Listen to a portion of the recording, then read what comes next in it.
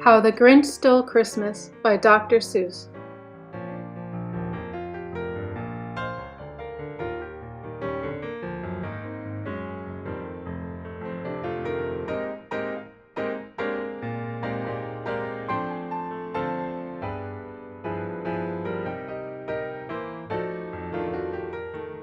Every Who down in Who-ville liked Christmas a lot. But the Grinch who lived just north of Who-ville did not. The Grinch hated Christmas the whole Christmas season. Now please don't ask why, no one quite knows the reason. It could be his head wasn't screwed on just right. It could be, perhaps, that his shoes were too tight. But I think that the most likely reason of all may have been that his heart was 2 sizes too small.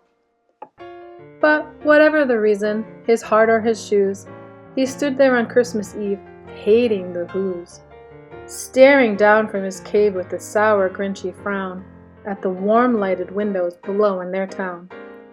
For he knew every Who down in Who-ville beneath was busy now hanging a mistletoe wreath. And they're hanging their stockings, he snarled with a sneer. Tomorrow is Christmas, it's practically here. Then he growled with his Grinch fingers nervously drumming. I must find some way to stop Christmas from coming. For tomorrow he knew all the Who girls and boys would wake bright and early, they'd rush for their toys. And then, oh the noise, noise, noise, noise. That's one thing he hated, the noise, noise, noise, noise. Then the Whos, young and old, would sit down to a feast, and they'd feast, and they'd feast, and they'd feast, feast, feast, feast. They would feast on Who pudding and rare Who roast beast, which was something the Grinch couldn't stand in the least. And then they'd do something he liked least of all. Every Who down in Who-ville, the tall and the small, would stand close together with Christmas bells ringing. They'd stand hand in hand, and the Whos would start singing. They'd sing, and they'd sing, and they'd sing, sing, sing, sing.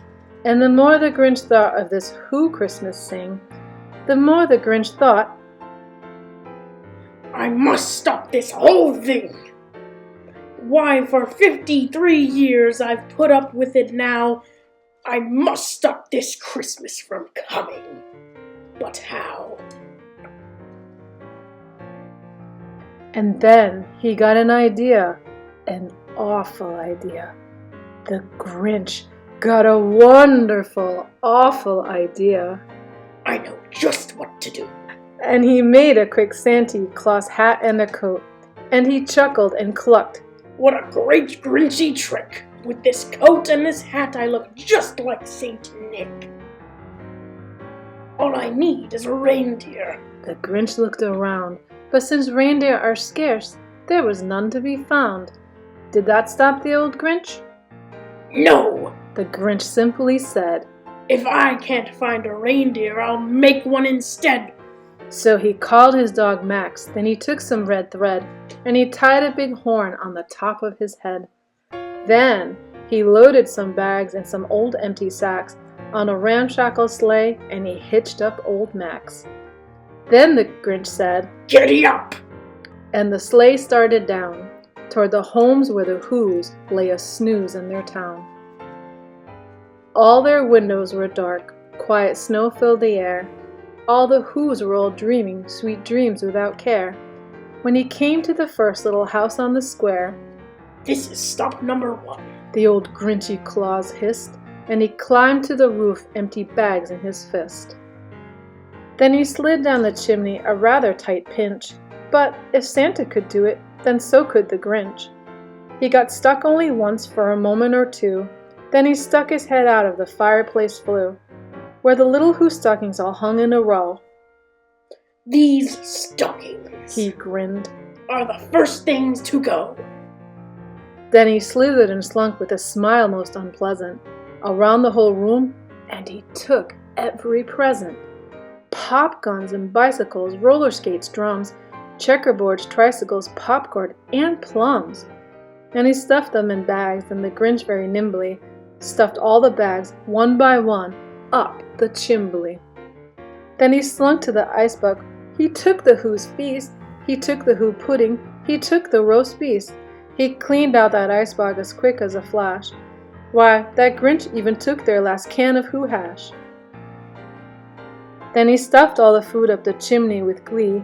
And now, grinned the Grinch, I will stuff up the tree.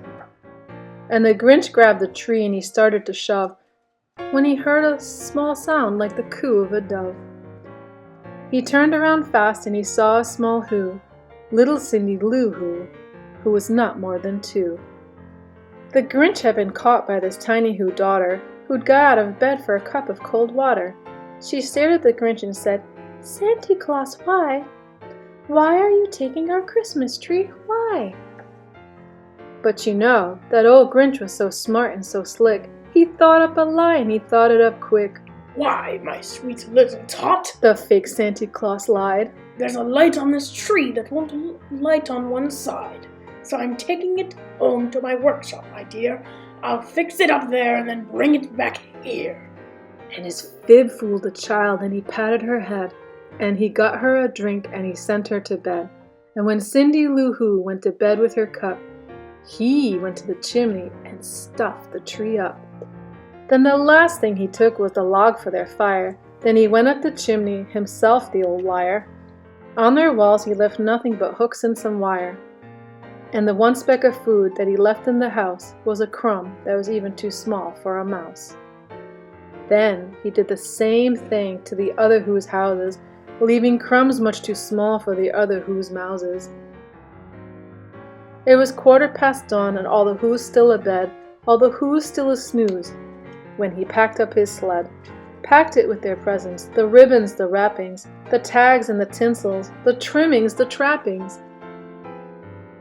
3,000 feet up the side of Mount Crumpet, he rode with his load to the tip-top to dump it. "Pooh from the Who's," he was Grinchishly humming. "They're finding out now that no Christmas is coming. They're just waking up. I know just what they'll do. Their mouths will hang open a minute or two. Then the Who's down in Who-ville will all cry, boo-hoo. That's a noise," grinned the Grinch. "that I simply must hear." So he paused, and the Grinch put his hand to his ear, and he did hear a sound rising over the snow. It started in low, then it started to grow. But the sound wasn't sad. Why, the sound sounded merry. It couldn't be so, but it was merry, very. He stared down at Who-ville, the Grinch popped his eyes, then he shook. What he saw was a shocking surprise. Every Who down in Who-ville, the tall and the small, was singing without any presents at all. He hadn't stopped Christmas from coming. It came. Somehow or other, it came just the same. And the Grinch with his Grinch feet ice cold in the snow stood puzzling and puzzling. How could it be so? It came without ribbons. It came without tags. It came without packages, boxes, or bags. And he puzzled 3 hours till his puzzler was sore. Then the Grinch thought of something he hadn't before. Maybe Christmas, he thought, doesn't come from a store. Maybe Christmas, perhaps, means a little bit more. And what happened then? Well, in Who-ville they say that the Grinch's small heart grew 3 sizes that day, and the minute his heart didn't quite feel so tight, he whizzed with his load through the bright morning light, and he brought back the toys and the food for the feast, and he himself, the Grinch, carved the roast beast.